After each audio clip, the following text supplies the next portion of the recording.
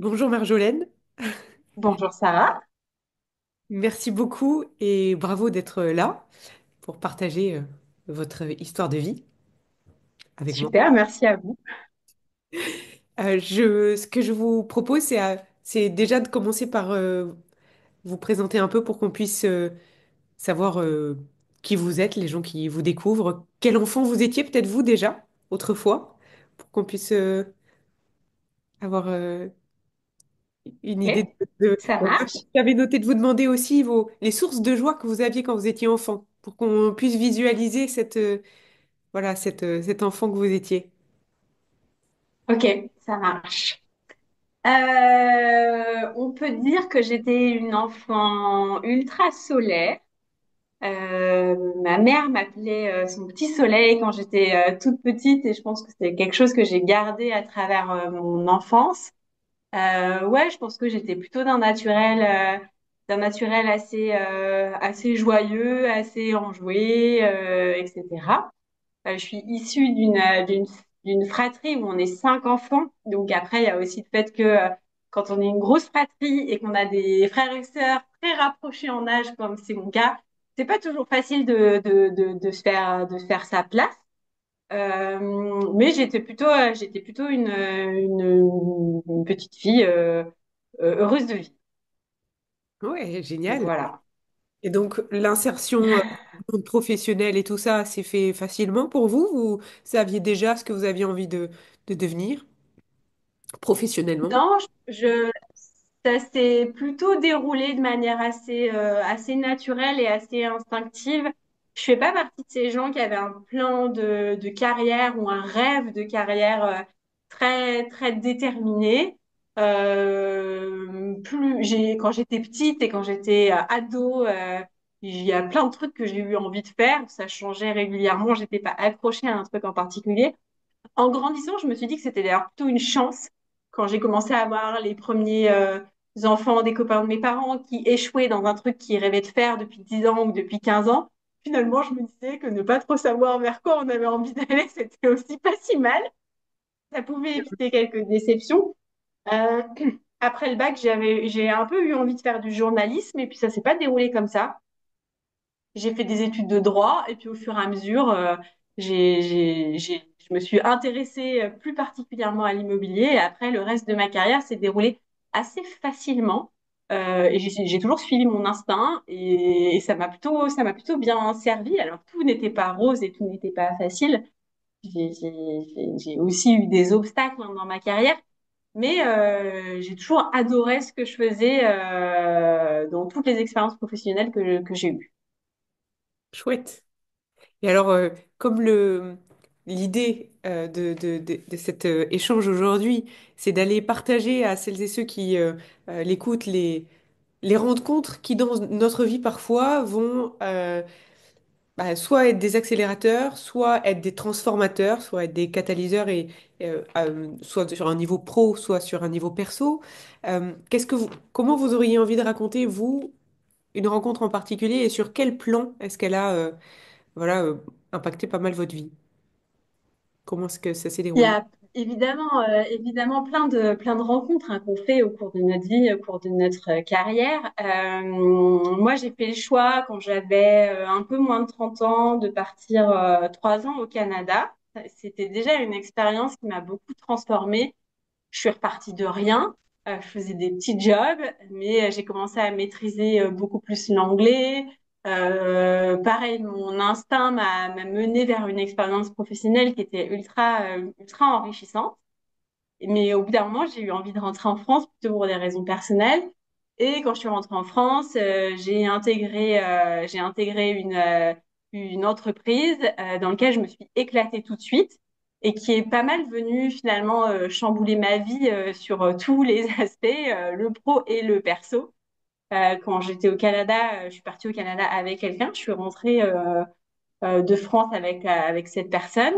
Mais très vite, quand j'ai démarré cette expérience professionnelle, je sais pas, je me suis vraiment pour la première fois sentie ultra à ma place dans l'environnement dans lequel je travaillais, avec les gens avec lesquels je travaillais. Et tout d'un coup, ma vie sentimentale m'a paru beaucoup plus fade et je me suis dit, au final, tu vibres dans ta carrière et tu devrais vibrer pour ton mec exactement de la même manière, ou au moins aussi intensément, si ce n'est plus.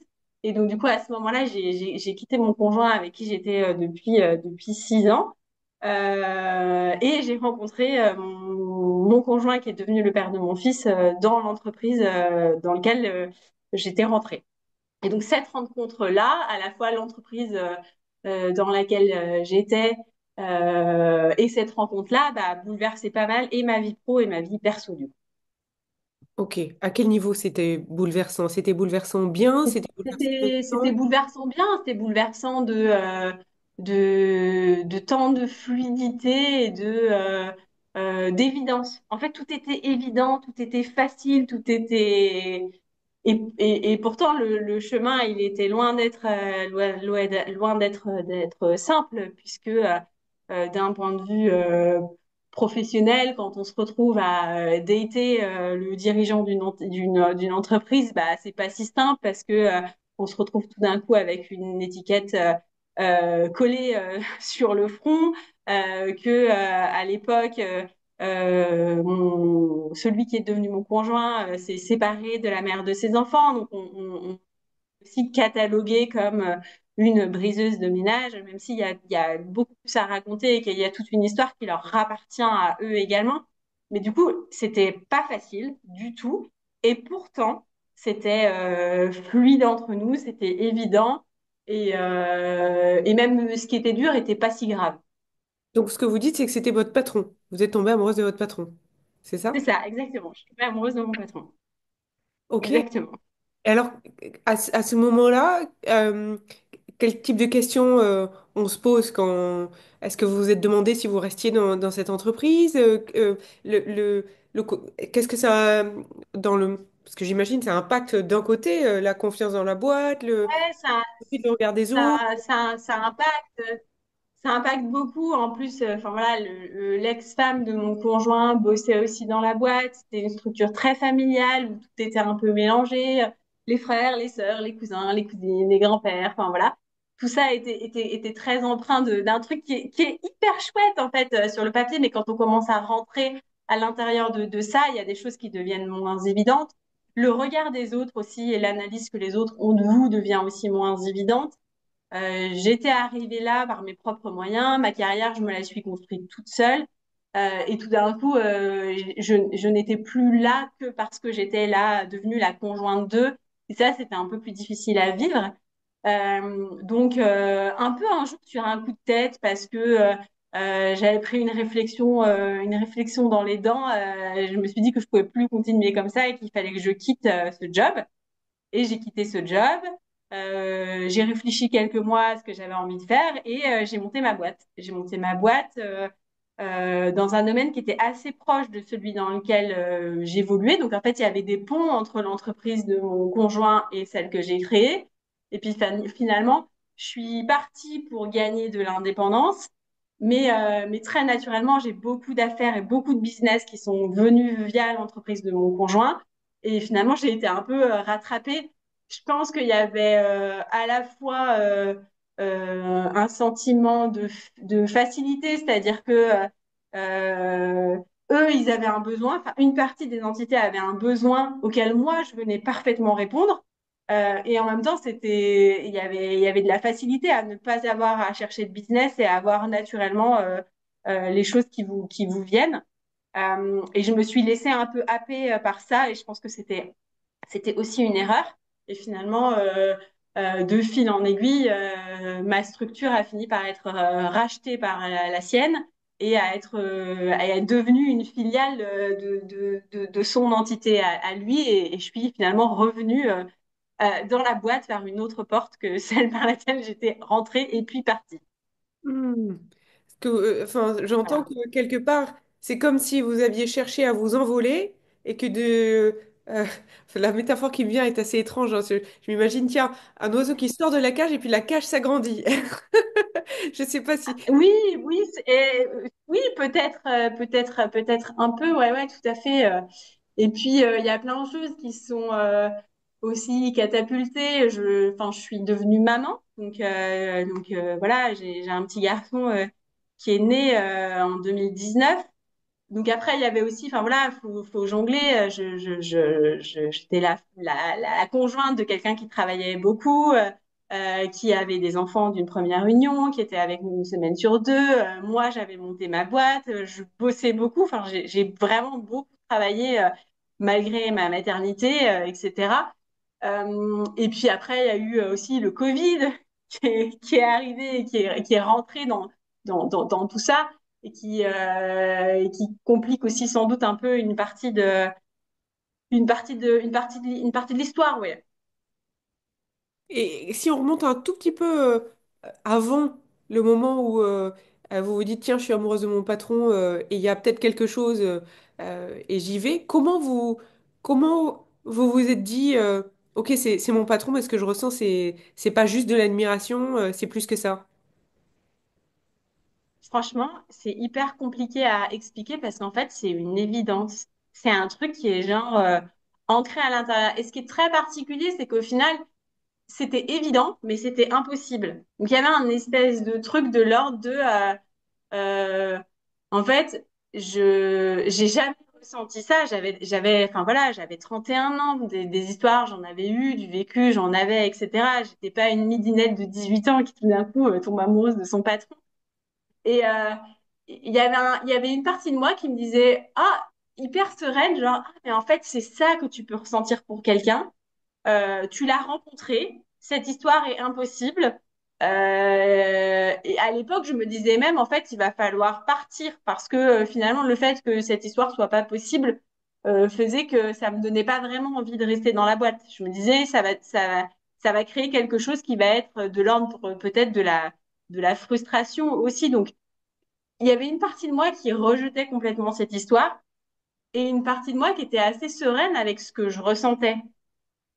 Alors bien sûr que c'était accompagné de questionnements et de culpabilité, bien évidemment, mais c'était évident. Et à quel moment ça a changé et c'est devenu possible? À partir du moment où lui, il s'est un peu plus avoué ce qui se passait vraiment et il a pris la décision d'assumer cette histoire avec moi et que les choses étaient au clair avec la mère de ses deux premiers enfants. Ok, ok. Donc c'est que quelque part en vous, euh, le fait que c'était pas possible n'était pas une vraie croyance, quoi. Euh, c'était je reste parce qu'au fond de moi, je pense que c'est possible et que si il y avait eu la sensation que ça l'était Bah, pas, je pense que les choses se sont un peu catapultées. C'est-à-dire que moi, j'ai commencé à mener des réflexions, à me dire, bah, je vais aller chercher du boulot ailleurs, etc. Il n'y a pas un moment où j'ai acté que je restais parce que c'était possible. Je pense que j'étais plutôt dans l'effet inverse de dire, toi, tu vis ton truc de ton côté, tu as une famille, tu as une boîte, tu as des enfants. Moi, j'ai pas ma place en fait dans ce schéma-là.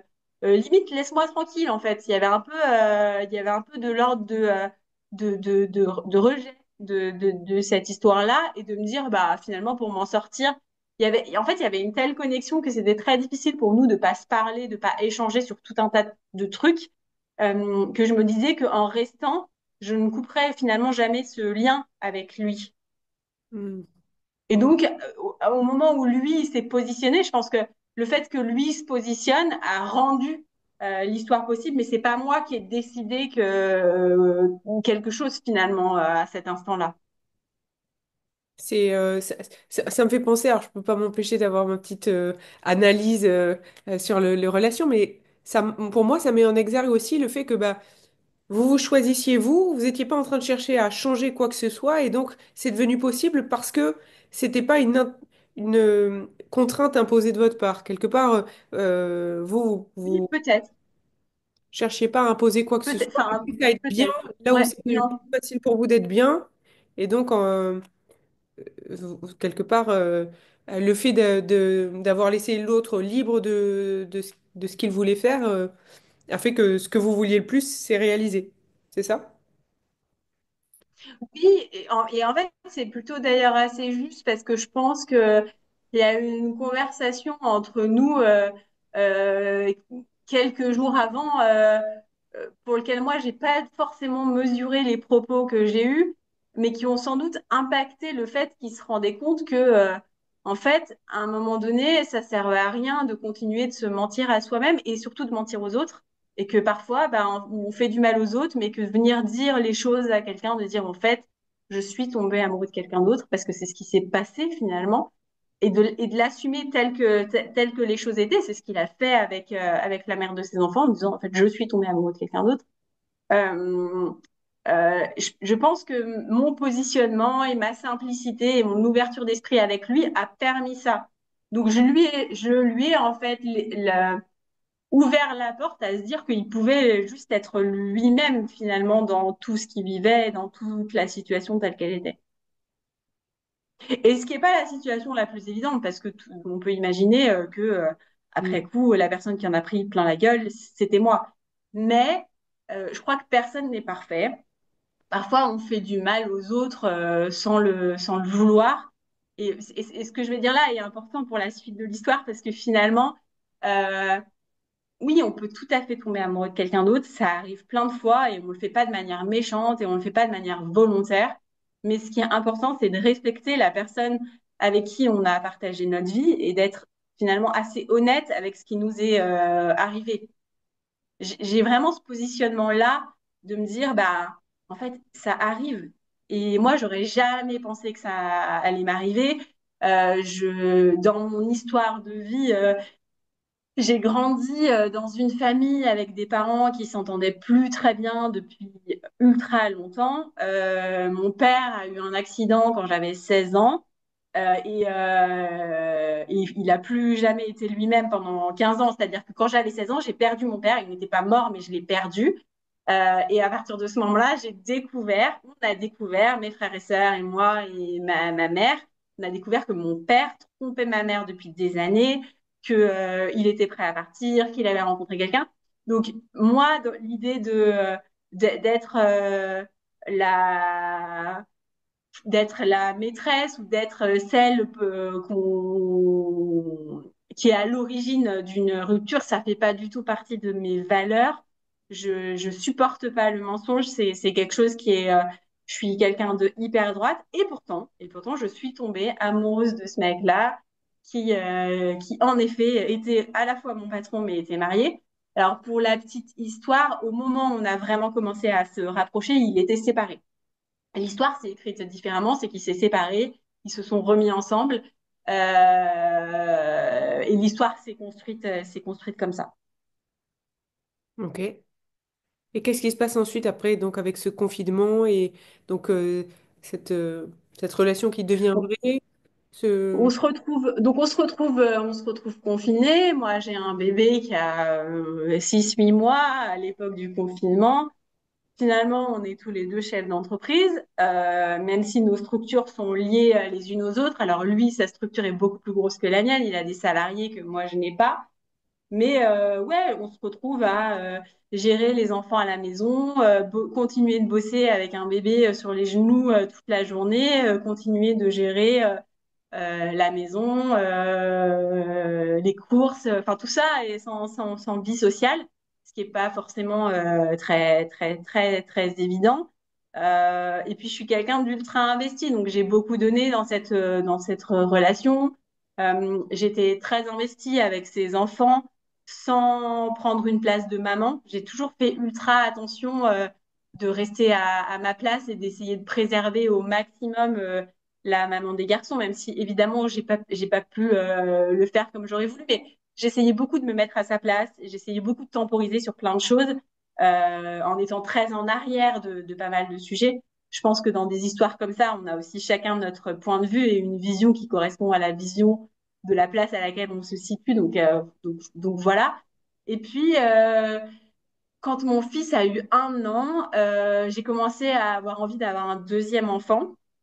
C'est vraiment une envie qui est montée un peu forte. Il y avait plein de choses qui se mélangeaient. J'étais fatiguée, je pleurais beaucoup. J'étais triste souvent. et cette envie d'avoir un deuxième enfant, alors qu'en fait, j'étais déjà épuisée par plein de choses parce que je gérais ma boîte, je gérais la maison, je gérais beaucoup de choses et beaucoup de choses qui reposaient sur mes épaules, même si notre situation financière reposait plus sur ses épaules que sur les miennes. Mais dans la gestion du quotidien, elle avait beaucoup sur mes épaules à moi. Et je pense que j'ai commencé à être fatiguée. Donc à la fois, j'étais fatiguée, limite en burn-out, un peu pro, un peu maternelle, et en même temps d'avoir envie d'avoir un deuxième enfant qui n'est pas vraiment compatible avec un burn-out. On se dit, comment est-ce qu'on peut avoir deux trucs aussi antinomiques qui se passent en même temps, mais c'était la réalité. Et j'avais conscience que lui, il n'aurait pas envie d'un quatrième. Et j'avais besoin de faire ce deuil-là. Et je pense que lui, il a commencé à être assez triste de me voir triste. Donc, il a commencé à ouvrir la discussion sur la possibilité d'avoir un deuxième enfant, alors qu'en fait, il n'en voulait pas vraiment. Mais je pense qu'il avait peur de... euh, ça devait le renvoyer au fait qu'il n'était pas en mesure de me rendre heureuse et que peut-être que pour que je sois heureuse, il fallait qu'il me donne ça. Et ça a commencé à créer une sorte de fossé, je pense, entre nous. Et puis l'année s'est déroulée un peu comme ça, où moi j'avais besoin de faire ce deuil-là, et en même temps, il était capable de mettre la discussion d'une possible grossesse sur la table. On était un peu dans le flou. Et puis l'année s'est déroulée comme ça,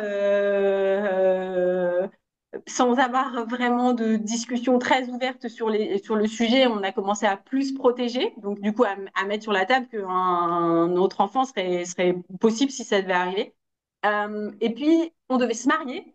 Il m'avait demandé en mariage au moment de la naissance de notre fils. Notre mariage avait été annulé à cause du Covid, donc on avait repoussé notre mariage. Euh, et quelques semaines avant notre mariage, il a commencé à être ultra distant, à émettre qu'il avait des doutes sur le fait de vouloir se marier. Et moi, je l'ai vachement accompagné là-dedans en lui disant que, enfin voilà, moi, j'imposais rien sur le sujet, que voilà, s'il fallait le repousser, s'il fallait l'annuler, si, enfin voilà, j'ai essayé de l'accompagner, mais c'était très difficile de se retrouver face à quelqu'un qui est plein de doutes. Dans ces cas-là, on a tendance à sortir les rames et on continue de tout donner alors qu'en fait, on est ultra épuisé. Et On a pris la... aussi, Ouais, en faisant ça, la sensation, moi, ça me donne la sensation qu'en fait, vous essayez de consoler celui qui vous fait du mal parce que il devait y avoir une part de vous quand même qui devait être heurtée dans pourquoi est-ce qu'il doute, pourquoi est-ce que, il remet tout en question et je me dis, bah, comment on fait ouais, pour se mettre de côté pour rassurer quelqu'un alors qu'en fait, on a besoin soi-même d'être rassuré. ouais. Ben, en fait, je crois que pendant longtemps, je me suis pas trop posé la question. Ce qui s'est passé, c'est qu'au final, on a maintenu notre date de mariage. Et on a décidé de pas se marier, mais de quand même faire une fête. Parce il y avait eu le Covid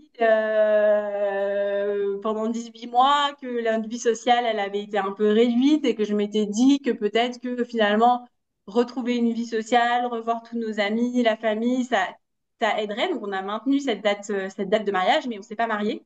Et je pense que c'est après ça que là, vraiment, j'ai pris une énorme claque.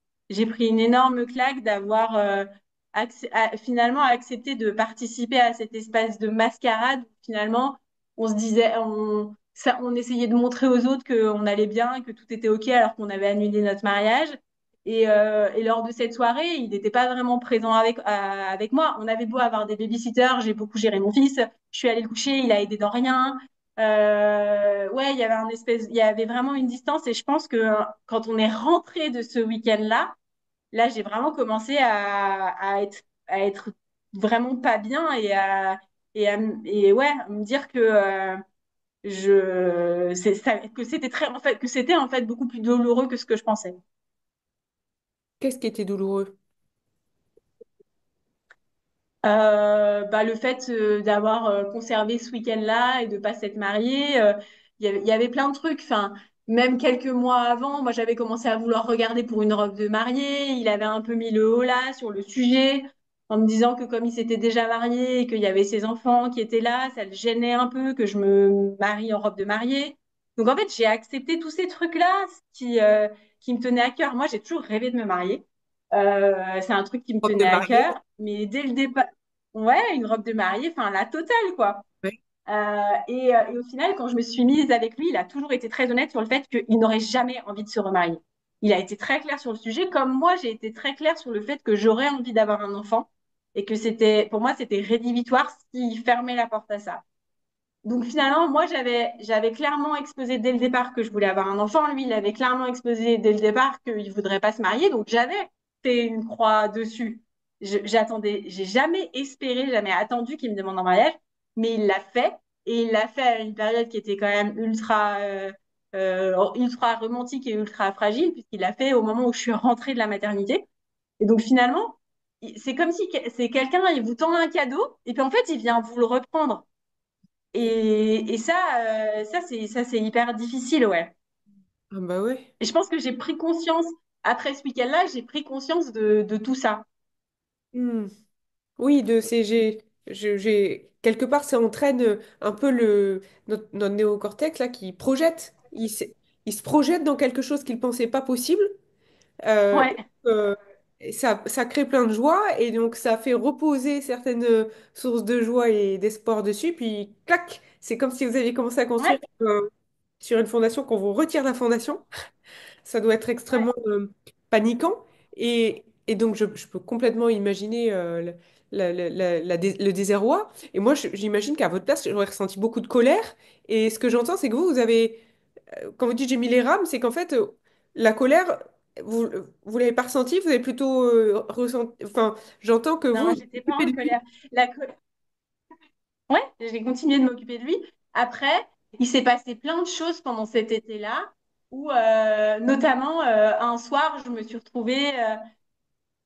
C'est une soirée, on est dans un resto, mais on n'est pas avec les mêmes personnes. Et je sais pas, je suis frappée par une espèce d'intuition, d'un truc qui monte il se passe un truc avec cette fille-là.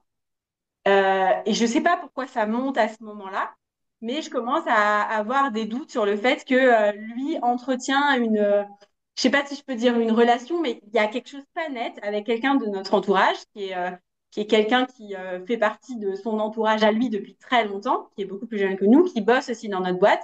Et cette fille-là, elle a un comportement avec moi étrange depuis plusieurs mois. Et c'est un truc dont je lui en parle régulièrement et moi, je me remets beaucoup en question sur mais qu'est-ce que j'ai pu faire pour qu'elle se comporte comme ça, etc. Mais je fais pas du tout le rapprochement. Mais à ces soirées-là, il y a un truc qui fait tilt et je me dis, il se passe un truc avec cette fille-là. Et pendant, je sais pas, on est peut-être en juin ou en juillet à ce moment-là, et je lui en parle 3 fois par semaine. Ça devient mon obsession. À partir du moment où cette idée est entrée dans ma tête, ce truc-là devient un peu obsessionnel. Et il continue de me dire que non, pas du tout. Et il essaye de me rassurer au maximum. On part en vacances en août, au début tous les deux, enfin tous les deux avec notre fils et puis après avec les grands. Et ces vacances-là, elles sont horribles. Lui, c'est un légume. Il est incapable de tenir la moindre conversation. Il est hyper fermé. Pareil, moi, je passe mon temps à soit ramer, soit pleurer parce qu'en fait, je sens que tout ça, c'est en train de m'échapper et que je peux rien en faire. On avait pris la décision que moi, je lâche finalement la gestion de la structure que j'avais créée et que je commence à réfléchir à un autre projet pro en se disant que possiblement arrêter de bosser ensemble et d'avoir trop d'interactions pro-perso tout le temps mélangées allait sans doute nous aider. Donc moi, pendant ce temps, j'essaye aussi de travailler beaucoup sur moi, sur ce que j'ai envie de faire, mais en fait, je suis dans une tempête émotionnelle. À la fois, j'ai cette envie d'avoir un deuxième enfant. À la fois, lui, il est pas bien, il remet tout en question. Il faut aussi que je remette en question toute ma vie professionnelle, alors que la société que j'ai créée, je l'adore. J'adore ce que je fais. Je m'éclate dans ce que je fais. Je suis à ma place. Et du coup, tout ça, en fait, vient s'entremêler. On passe ces 15 jours de vacances qui sont quand même assez horribles, finalement, où moi, je le porte à bout de bras tout le temps. Je suis enjouée, j'essaye de vraiment positiver sur plein de trucs. Et puis les semaines passent. Euh, il part une semaine en déplacement au Canada et on se parle quasiment pas de la semaine alors qu'on a toujours été un couple. On s'envoie 50 textos par jour alors qu'on on se voit tous les jours. Euh, et il est ultra distant. À un moment donné, je suis au téléphone avec lui, je lui dis je t'aime, il me répond même pas. Et là, je me prends la violence du truc en pleine gueule, vraiment. Et puis, on continue un peu comme ça et on se dit qu'on va se laisser un peu de temps en fait. On se met pas la pression pour décider quoi que ce soit. En fait, il faut laisser les choses un peu se reposer, faire en sorte que moi, je trouve un projet pro et qu'on essaye de voir aussi ce que donnent nos relations en ne bossant plus dans la même boîte. C'est Mais encore, quelques semaines après, alors, c'est encore, de quoi? c'est encore cette boîte que vous aimiez tant, c'est pour sauver cette union, j'ai dit non au mariage qui me donnait envie, maintenant je dis non à cette boîte, c'est ça, c'est combien je me mets de Ouais, côté pour essayer de sauver cette histoire, c'est ça? Ou cette ouais, relation. complètement. Ouais, complètement. Et puis finalement, un jour, on a une conversation. Moi, je suis censée aller passer 2 jours à Paris. Je vais à une séance de sport. C'est un jour férié. On est en novembre. Je vais à la séance de sport. Je rentre. Mon fils fait la sieste. Je suis censée prendre un train 2 heures après. Et puis, on est dans la cuisine et il est là avec sa tête de dépité. On a une conversation. Et puis, j'ai pas envie d'avoir cette conversation qui est encore dans le négatif, qui est encore dans les questions qui se posent, qui est encore dans lui, il va pas bien. Je sors de la pièce parce qu'on s'est dit que de toute façon, on allait se donner du temps et qu'à un moment donné, je peux pas remettre des pièces dans la machine et positiver en permanence. Donc, je le laisse avec cette espèce de tristesse très étrange. Et puis finalement, il me rejoint dans la pièce où je suis et je finis par lui dire, mais en fait, c'est si dur que ça, la vie avec moi. Et il me dit, non, c'est pas ça. Donc je finis par lui dire, mais en fait, tu veux que je déménage? Et il ne me répond pas. Donc je comprends en fait qu'il attend juste que je prenne la décision pour lui de partir. Donc je comprends parfaitement le message, je fais ma valise et après, 1 heure après, on est dans le train en train d'échanger sur la garde de notre fils, le fait d'annoncer aux grands qu'on se sépare. Enfin, le truc est Donc vous lunaire. avez, On a une conversation entre deux portes et après, les échanges se font par texto. En vrai, c'est lunaire, quoi.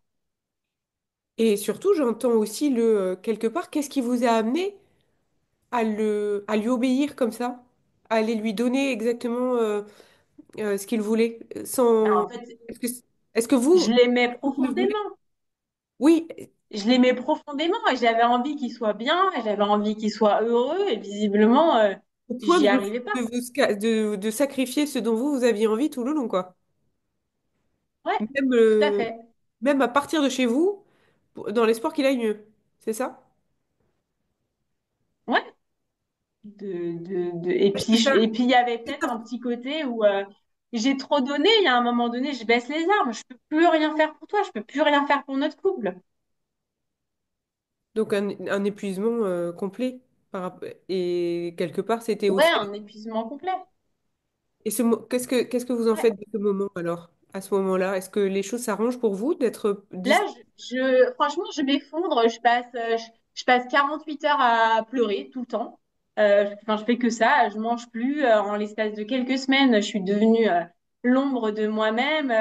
Je deviens encore plus obsessionnelle sur ce qui peut se passer avec cette fille, avec qui je me retrouve en rendez-vous 2 jours après, et où elle a un comportement hyper étrange alors qu'on n'a pas communiqué. Il a communiqué avec ses enfants sur le fait qu'on était séparés mais on n'a pas communiqué ni avec nos familles, etc., etc. Et elle a un comportement encore plus étrange. Je me dis, elle sait. Et si elle sait, c'est qu'il y a quelque chose. Et je continue de l'interroger régulièrement pendant les semaines qui suivent. Je continue de l'interroger sur ce qui se passe avec elle. Je veux savoir, en fait. Il y a un espèce de truc obsessionnel. Je j'ai jamais été obsessionnelle de toute ma vie. C'est vraiment genre, je suis devenue, euh, je suis devenue à travers cette rupture et à travers cette intuition qui ne me quittait plus. Je suis devenue une autre personne. Et à tel point que, je sais pas, 2, 3 mois peut-être après notre séparation, il y a un truc qui tilte une intuition. Je suis mise devant un truc dans le cadre de nos agendas pro. Et il y a un truc louche entre son agenda et le sien. Et je me dis, c'est pas possible, quoi. Ils sont off tous les deux un vendredi après-midi complètement random. Enfin, c'est hyper étrange. Et je finis par aller à la maison. J'ai encore les clés. J'ai déménagé. j'ai loué un meublé pas très loin de là où on habite. C'est un truc un peu sordide, alors que finalement, on habitait dans une super baraque avec une super vue, une piscine qu'on avait toute rénovée, qui était à notre image, etc. Moi, je me retrouve dans ce petit truc un peu sordide, mais j'ai toujours les clés de la maison. C'est toujours chez moi, hein, je suis propriétaire. Et je vais fouiller dans la maison et je trouve finalement la preuve dont j'avais besoin pour prouver qu'ils ont une histoire tous les deux. Et je le confronte à ça. Et en fait, il continue de nier. Jusqu'au moment où je lui fous devant les yeux la preuve que je sais, il continue de nier. Et en fait, c'est assez important, c'est que finalement, dans cette histoire-là, que je trouve hyper malhonnête, c'est que moi, quand on s'est mis ensemble et qu'il a assumé cette part de notre histoire, la personne qui en a pris le plus plein la gueule, c'était moi. Vis-à-vis de son entourage, vis-à-vis de notre entourage pro, la personne qui était méchante, c'était moi. Et du coup, ce que je trouve hyper dur, c'est de ne pas être capable d'assumer et finalement de m'avoir menti pendant plusieurs mois, alors que je t'ai interrogé, tu m'as regardé droit dans les yeux des dizaines et des dizaines de fois en me disant que je me faisais des films, qu'il n'y avait rien du tout. Et moi qui suis plutôt... je déteste le mensonge. C'est un truc, ça me rend déjà folle furieuse depuis que je suis petite. Eh ben, je comprends pas pourquoi moi dans ma situation tu étais prêt à assumer et que aujourd'hui ce que tu fais c'est te cacher, c'est mentir, c'est de dire qu'il s'est rien passé et même encore aujourd'hui on est 3 ans et demi après, même encore aujourd'hui on continue de mentir sur le sujet et du coup c'est un truc que je comprends pas en fait. T'as le droit finalement de n'avoir plus de sentiments pour moi et sans doute d'être tombé amoureux de quelqu'un d'autre. Mais pourquoi ne pas le dire? Mm. Pourquoi vouloir faire en sorte que vous gardiez tous les deux le rôle de gentil?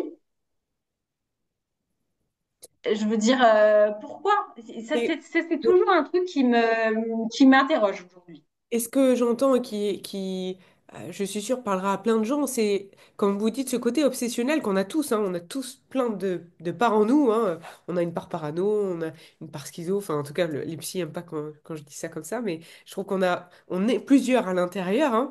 Moi, parfois, on est plusieurs même dans la tête à se parler. Et donc, je pense que cette part obsessionnelle, on l'a et elle se réveille quand on tape une valeur très, très ancrée chez nous. Et que cette valeur chez vous, là, c'est la justice, ou en tout cas la vérité, ou la transparence, ou la sincérité, peu importe l'étymologie qu'on met dessus, et que Ça, à la fois. il y a quelque chose en vous qui se réveille en mode guerrier de je veux rétablir cette valeur-là qui est heurtée, en fait. Il y a une fondation chez moi, il y a un décalage entre ce que je sens et ce qu'on me dit qui empêche quelque part les wagons à l'intérieur de moi de se raccrocher et qui Ouais. donc, elle devient majoritaire et elle vous fait presque vous demander, mais de plus vous reconnaître, quoi. Quand vous dites, j'ai jamais été comme ça. C'est-à-dire, Ouais, ah, vous vous ouais. reconnaissez plus dans vos comportements. C'est, Non, je me reconnais plus et puis je deviens, je suis quelqu'un qui est assez solaire mais assez mélancolique, c'est-à-dire que je pleure facilement, je suis une pleurnichère, j'ai les émotions qui font vite du très haut et du très down. J'ai une hypersensibilité qui est réelle et je pense que cette histoire-là est venue encore plus frapper mon hypersensibilité qui a complètement explosé.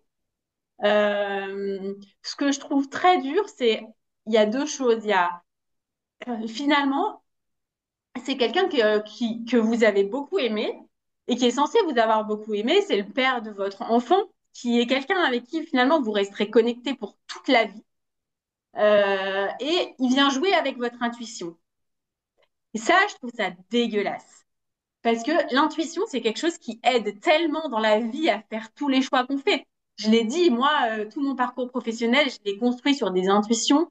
Le fait que ce lieu-là, cette entreprise-là, ces gens-là, ils n'étaient pas pour moi ou ils étaient pour moi. J'ai construit ma vie comme ça. Et du coup, je trouve ça vraiment assez horrible de se dire, finalement, tu viens mettre une graine dans la tête de quelqu'un en disant qu'il peut pas faire confiance à son intuition. Pendant des mois, en fait, vous disséminez ça.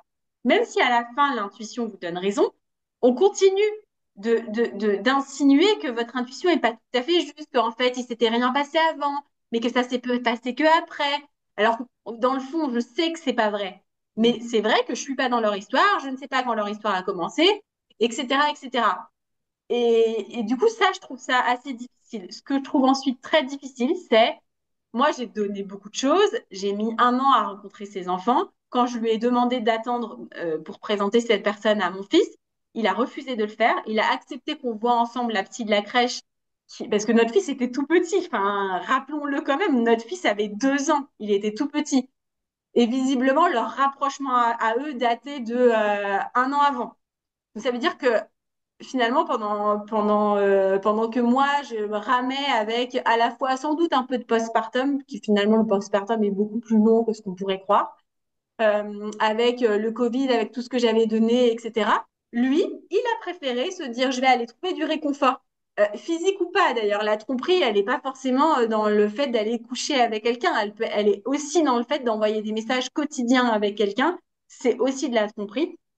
Et du coup, en fait, il a passé longtemps à faire ça. Est-ce que c'était une année complète? Est-ce que c'était que quelques mois? Mais au final, il est venu créer ce truc avec elle à un moment donné où moi, j'étais fragile et où moi, j'aurais juste eu besoin que le mec, plutôt que de prendre ses baskets pour aller voir ailleurs, il aurait pu juste me soutenir, en fait et pas se dire et pas se retrouver. Mais ça vient sans doute frapper ses propres blessures à lui, qui est de dire que si elle est triste, si elle est malheureuse, c'est que je peux pas la rendre heureuse et c'est qu'elle me considère pas comme quelque chose d'assez bien parce que je pense qu'il se joue ça avec lui. Mais du coup, je trouve ça très difficile. Et donc tout ça, bon, il a refusé d'attendre avant de présenter notre fils. Moi, j'ai attendu 1 an avant de rencontrer ses enfants. Lui, il m'a pas laissé quelques semaines. Hein, c'est allé très très vite. Et je lui en veux beaucoup pour ça parce que je lui ai dit, j'aimerais que tu attendes quelques temps. Il a refusé de le faire. Et finalement, tout ce qu'il a donné à son ex-femme, tout ce qu'il a accepté, à moi, il a refusé de le donner. Et du coup, ça remettait aussi ça a beaucoup ancré ma colère finalement. Je suis devenue quelqu'un qui est en colère. Et pareil, je disais, je suis hypersensible et tout ça, mais la colère, ça fait pas partie des sentiments que je connaissais avant ça. Je suis devenue en colère. J'étais capable de lui parler comme de la merde, de m'énerver, de m'effondrer, de crier, de tomber par terre, enfin vraiment, je, j'ai été frappée beaucoup par la tristesse, mais énormément par la colère aussi. Et ça, c'était difficile quand on n'est pas quelqu'un de coléré, de se retrouver tout d'un coup avec l'envie de tout péter.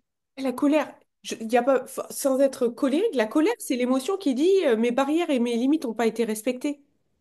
Oui, On est mais ça, tellement c'est un truc que quand on dans a la beaucoup sensation de... travaillé ensemble, C'est fou, quoi.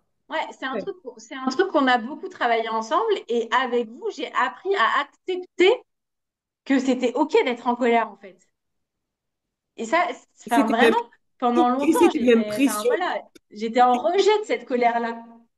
C'est peut-être cette colère aussi, si on retourne aux déceptions qu'il vous fait, cette colère-là, est-ce qu'elle n'était pas enfouie déjà? Est-ce qu'elle méritait pas déjà de... Peut-être, après, ce qui est ultra,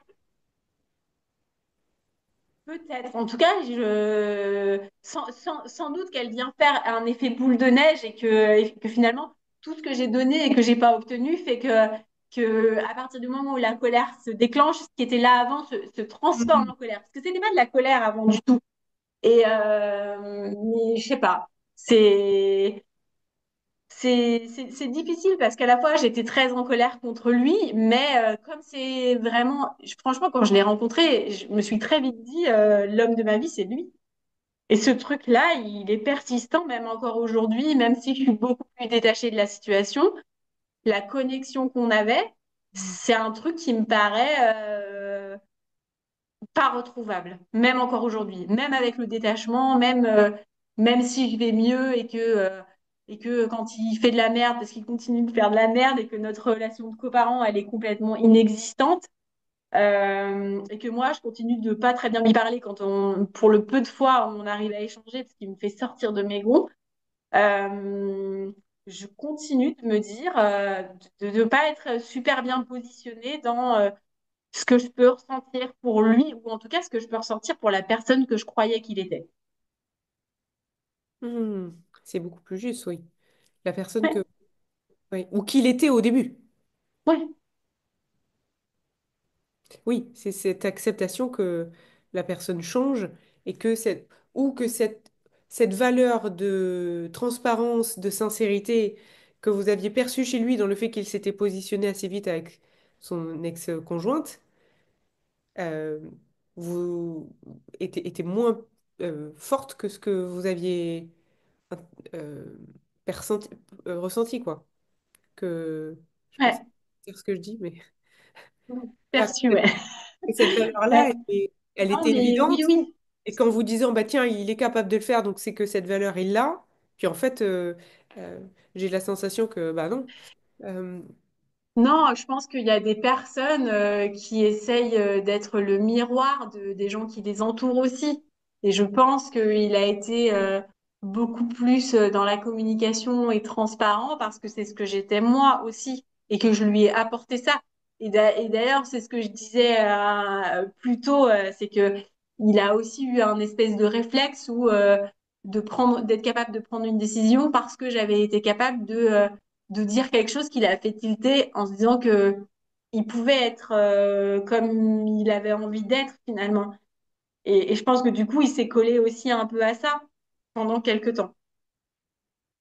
hmm. Et après, je sais pas si on peut dire que le naturel revient au galop ou si que comme il travaille pas beaucoup sur ses blessures, il reproduit des schémas ou je ne sais quoi. Mais ouais, Peut-être un et à tout ça, parce que il y a souvent plein il de y a tout facteurs. ça.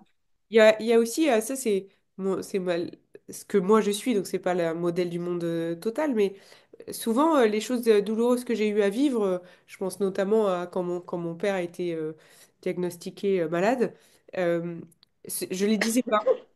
On pouvait me demander, j'aurais plutôt eu tendance à mentir par la fuite ou parce que dire les choses, c'était les rendre vraies et qu'il y avait une part de moi qui n'arrivait pas à être OK avec la vérité. Est-ce que peut-être qu'il y a une part de lui qui a cherché à fuir la vérité, à fuir ses choix? C'est peut-être une Hum, possibilité là. En hum. tout cas, on ne sait pas trop ce qui s'est passé pour lui, mais qu'est-ce qui vous, vous a permis de finalement de vous réconcilier avec votre intuition? Parce que comme vous le dites, et c'est beau, ce que je retiens de tout votre parcours quelque part, c'est cette intuition forte qui guide chacune de vos choix essentiels. Euh, Comment vous l'avez retrouvée cette intuition et comment Oui, alors je- euh, c'est dur de savoir parce qu'il y a encore beaucoup de chemin à parcourir pour moi sur plein d'aspects, mais c'est un travail, c'est à la fois le temps qui passe, c'est des rencontres, c'est le travail qu'on a fait, vous et moi, ensemble pendant longtemps, d'être déjà vachement plus dans l'acceptation de la colère, dans l'affirmation aussi. Enfin, il y a eu un moment donné où donc il s'est marié avec cette personne, là où on s'est retrouvés nous à annuler notre mariage. Il s'est marié avec elle assez vite hein, quand même. Et finalement, je me suis retrouvée à. Donc il m'a annoncé son mariage, mais il m'a pas donné de date. Voilà. Et 6 semaines avant la date de son mariage, il me demande de switcher le week-end pour avoir notre fils, parce il se marie un week-end où il n'a pas notre fils. Et en fait, moi, ce week-end-là, j'organise l'anniversaire de notre fils qui fête ses 4 ans. Et j'ai pas envie de changer mon programme. On est 6 semaines avant, c'est le week-end avant la rentrée, j'ai déjà des trucs de prévus. T'es hyper gonflé d'organiser ton mariage et d'avoir à me demander un service alors qu'on a annulé notre mariage.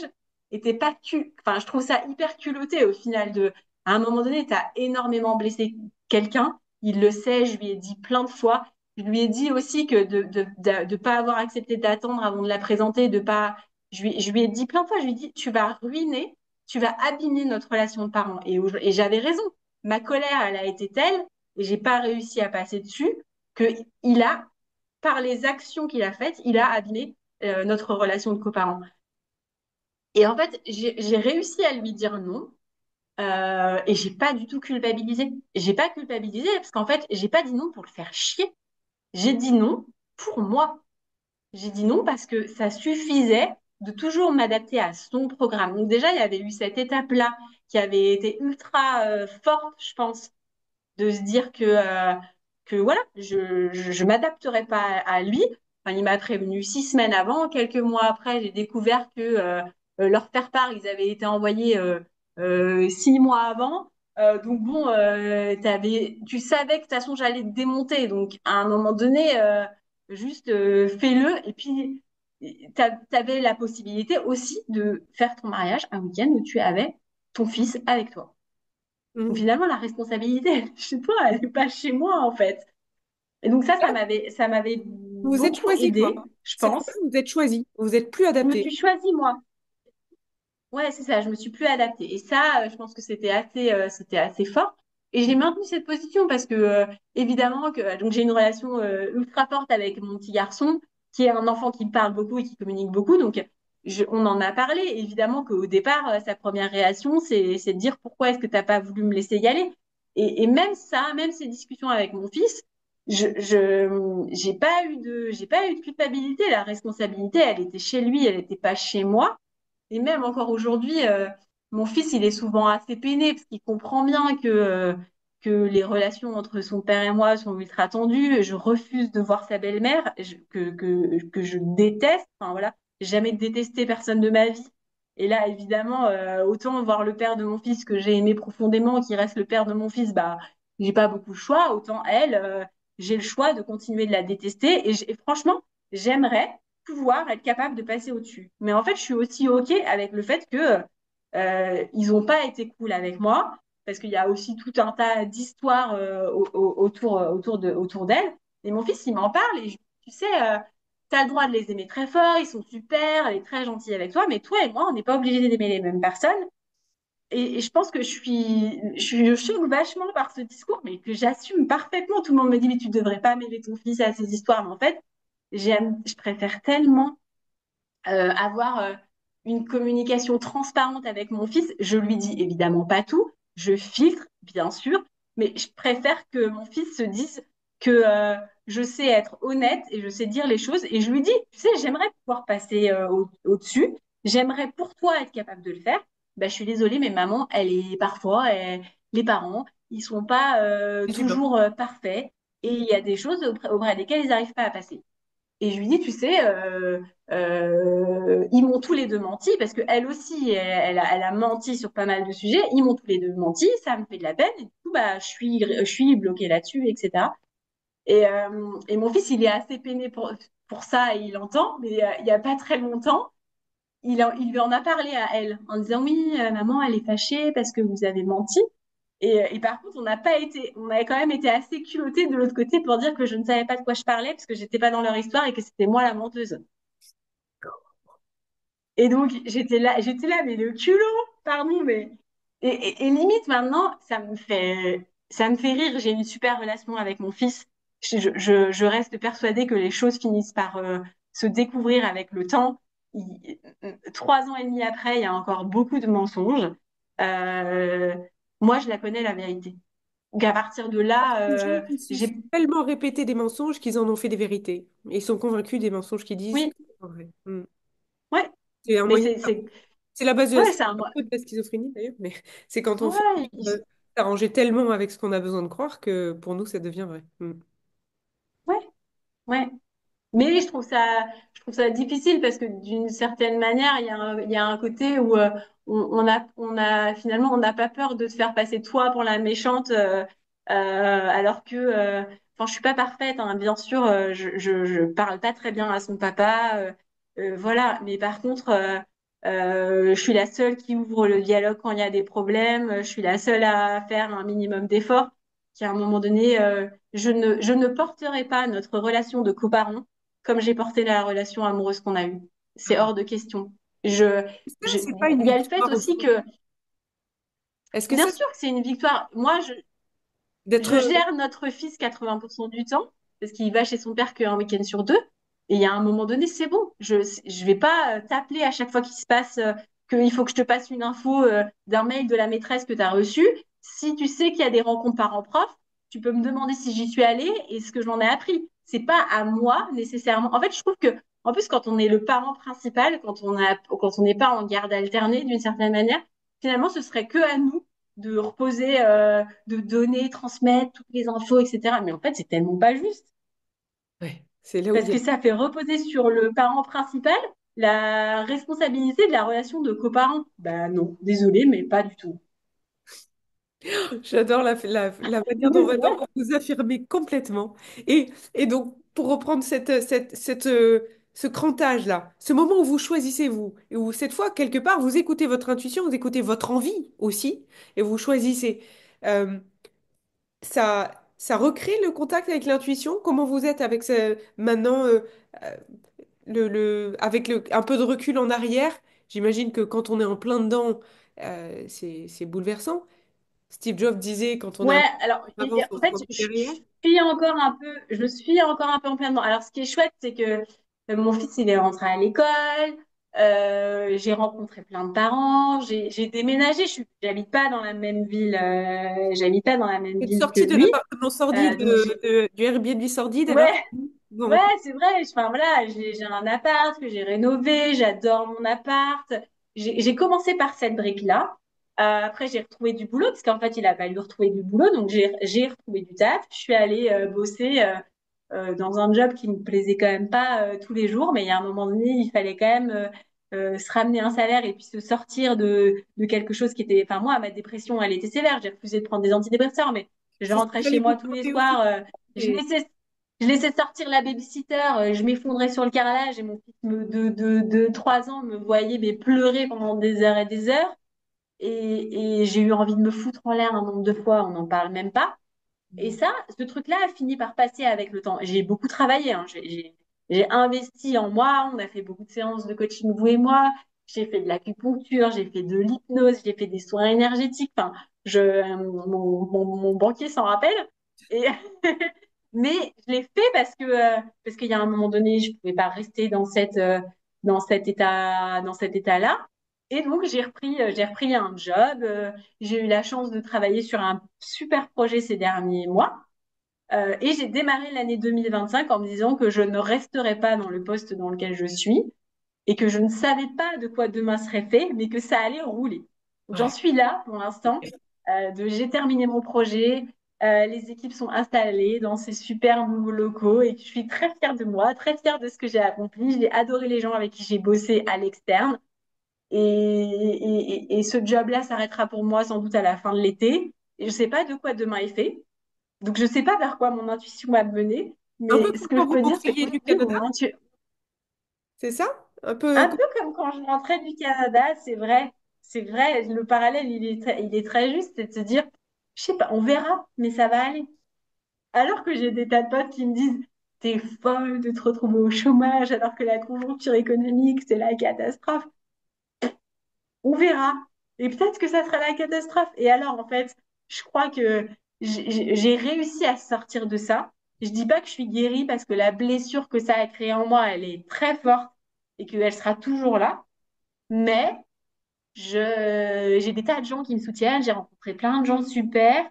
Et même encore aujourd'hui, je raconte des trucs à mes potes. Et évidemment, c'est pas parce que c'est mes potes, mais à chaque fois, ils hallucinent des trucs que je peux leur raconter, de se dire, putain, mais elle est courageuse quand même. Elle est courageuse parce que elle a un job à responsabilité, qu'elle gère son fils toute seule finalement à temps plein, parce qu'il faut les gérer, les sorties de l'école, les jours enfants malades, etc. Et ouais, j'ai certains de mes potes qui me disent, bah, t'es courageuse. Et ça, en fait, ça fait, il y a 2 ans en arrière, quand on me le disait, je disais, ouais, bof. Et finalement, aujourd'hui, je me dis, bah ouais, ils ont raison. J'ai réussi à traverser ça. Voilà. Et ce que moi je sais aussi, c'est que vous avez rajouté un petit chien en plus. Ouais, ouais, et c'est vrai que ça aussi, typiquement, ça m'a beaucoup aidé. J'ai grandi avec des animaux. Mes parents étaient vétos tous les deux. J'ai toujours eu des chiens, des chats à la maison. Adulte, j'ai eu un chat. C'était une teigne. J'ai jamais eu envie de reproduire l'expérience. Mais j'avais envie d'avoir un chien. Le père de mon fils, il déteste les chiens. C'est un truc de fou. Il déteste ça. Donc, ça faisait partie aussi des trucs sur lesquels, bah, finalement, j'avais fait une croix parce que finalement, c'était pas envisageable. On avait beau avoir les enfants qui nous disaient régulièrement, on pourrait pas faire chien, en plus, on a une maison avec un jardin, c'est facile. C'était hors de question. Donc, moi-même, je mettais pas du tout le sujet sur la table. Et puis, un jour, mon fils, il a commencé à dire, mais maman, ça serait bien d'avoir un chien. Moi, il n'a pas eu besoin de me chauffer très longtemps. Et donc, on a une petite chienne qui est avec nous depuis 1 an maintenant. Et c'est un taf de malade, mais je reviendrai sur cette décision pour rien au monde parce que elle m'apporte énormément. J'ai accompli ce rêve-là toute seule, sans compter sur personne, et je suis très contente. J'ai rencontré plein de gens aussi. Enfin voilà, on rencontre des gens super. J'ai une super copine que j'ai rencontrée parce qu'on baladait nos chiens. Maintenant, elle a déménagé, mais on s'appelle très régulièrement. Et donc, ouais, il y a plein de choses qui se créent aussi. Et là aussi, parce que j'ai écouté mon intuition de me dire, bah ouais, ok, vas-y, adopte un chien. Ouais, donc ça y est, vous l'avez, elle est revenue. Et en plus, ce que j'entends, c'est que vous vous affirmez maintenant. Il y a quelque chose qui est, j'arrête de m'adapter à l'extérieur, j'arrête de prendre les peurs des autres, les croyances que j'ai cette intuition. Quelque part, l'enfant solaire est encore plus lumineux. Et quelque part, le fait de Ouais, celle, c'est sûr, elle revient et j'ai beaucoup moins de moments, enfin, même quasiment plus des moments où je suis triste, où j'ai envie de pleurer. Il y a pas très longtemps, il y a 15 jours, j'ai appris autre chose, finalement un nouveau mensonge qu'on pouvait raconter sur ma personne. Et bah, ça m'a affectée, mais ça m'a pas terrassée. Avant, le moindre petit truc pouvait me donner envie de chialer pendant 48 heures. Franchement, j'ai été peinée. C'est vraiment difficile de voir que même le père de votre fils est capable de tenter de, encore aujourd'hui, vous faire passer pour la méchante. Mais je sais ce que je suis et j'essaye de plus du tout me laisser envahir par ça. Il y a un moment donné, euh, t'embarqueras. Enfin, c'était juste ce que vous disiez. La plupart des gens, quand ils mentent, ils s'auto-convainquent que c'était la vérité. Mais moi, je reste persuadée que ce truc-là, il finit par vous rattraper. Et ce que je trouvais très difficile, c'est que finalement, je suis tombée amoureuse de ce mec-là, qui était mon boss, qui était marié, qui avait des enfants, et j'ai eu l'impression de me prendre un putain de retour de karma. Je me dis finalement, euh, t'as blessé une personne dans ton parcours et tu te prends ce truc-là. Finalement, il y a plein de gens qui pourraient dire, bah en fait, ce n'est qu'un juste retour des choses.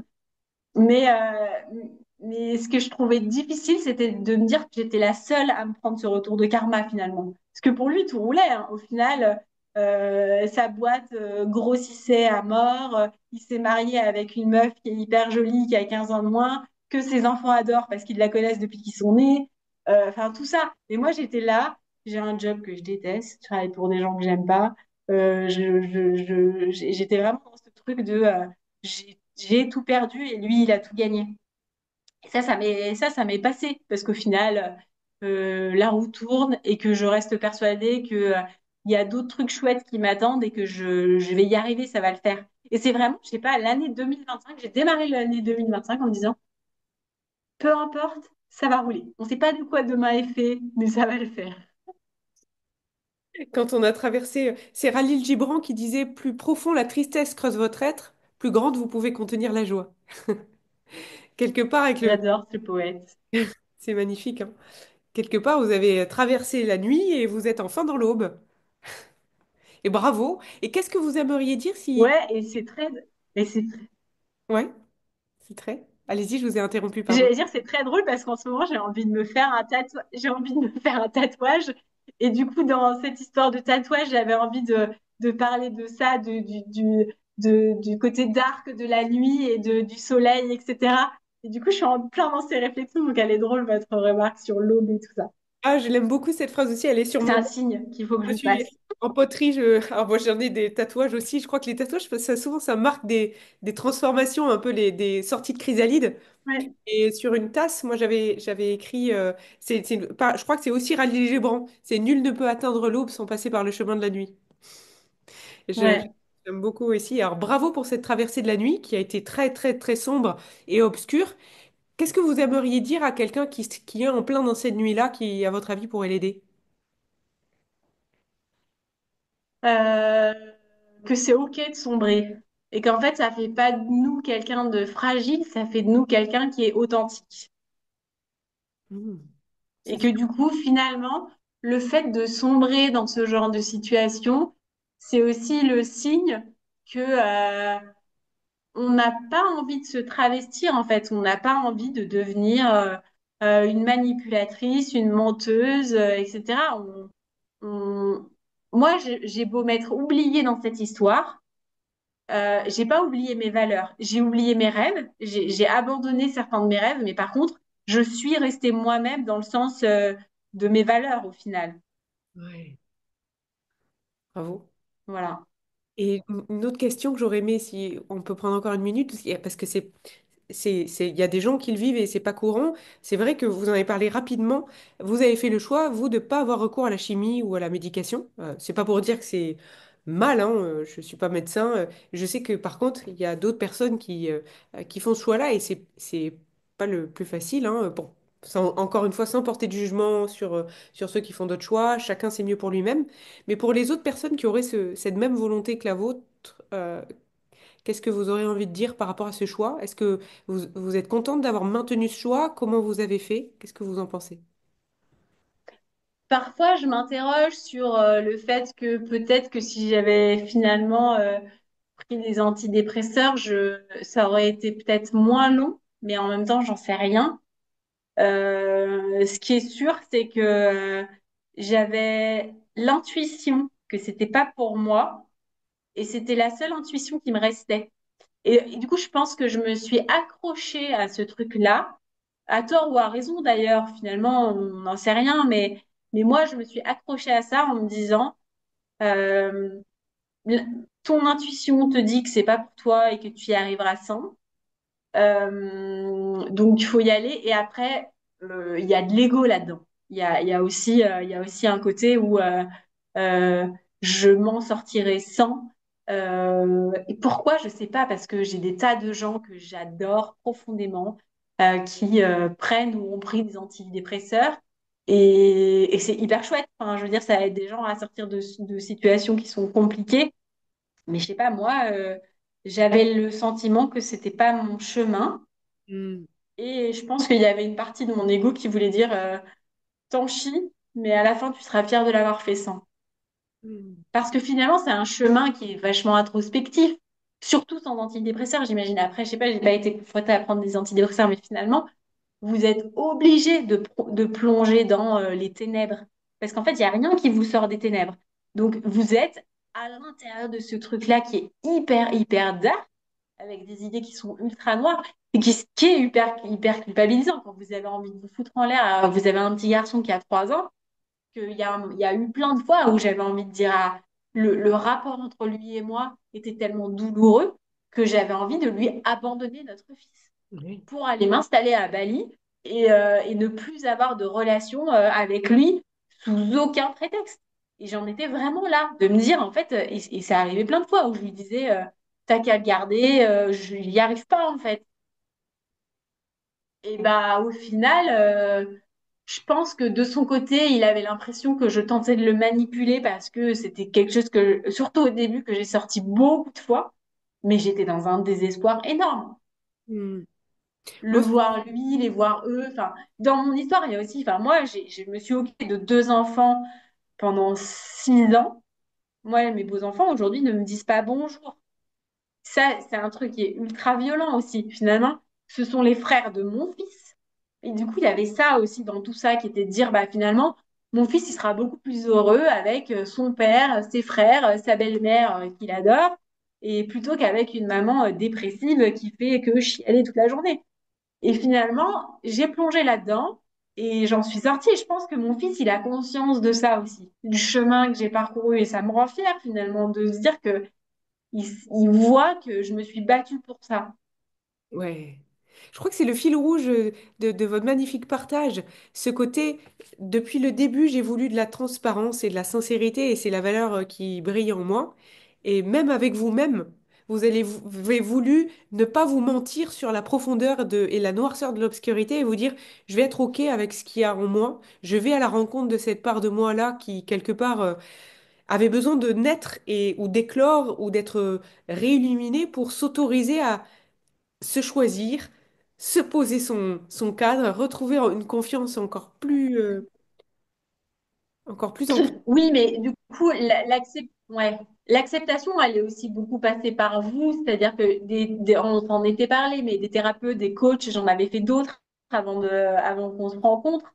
Il y avait un côté où finalement, parfois, il y a des gens qui vous bousculent un peu et qui vous disent qu'il y a un moment donné, il faudrait sortir de ça. Et vous, c'était tout l'effet inverse. Il y avait un moment où vous disiez finalement, mais en fait, c'est OK. Enfin, je veux dire, c'est dégueulasse ce qui vous est arrivé. Enfin, vous avez le droit d'avoir envie de rester dans votre lit, vous avez le droit d'avoir envie de les buter, vous avez le droit de ça. En fait, c'est OK, c'est normal.